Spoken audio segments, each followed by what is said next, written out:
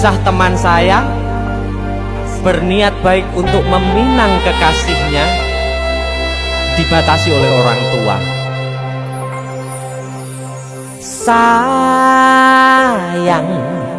sawangan rembulan kae sumunar nyawang aku rokoe. Sayang,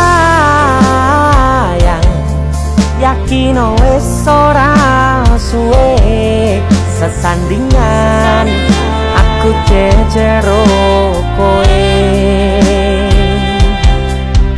Senajan wong tuwa rong marengke,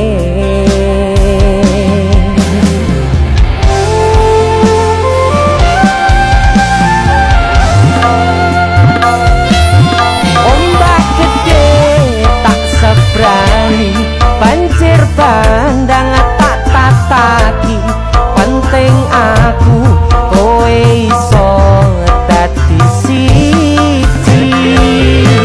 Gunung jebuk tak jak ngopi, segara geni tak nglangi.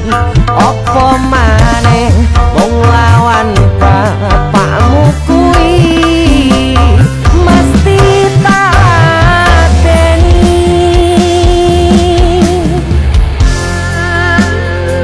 Dese musik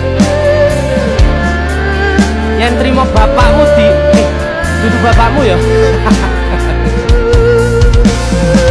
Untuk kalian yang punya pacar tapi bapaknya rese, demi cinta yang istimewa kalian harus berjuang untuk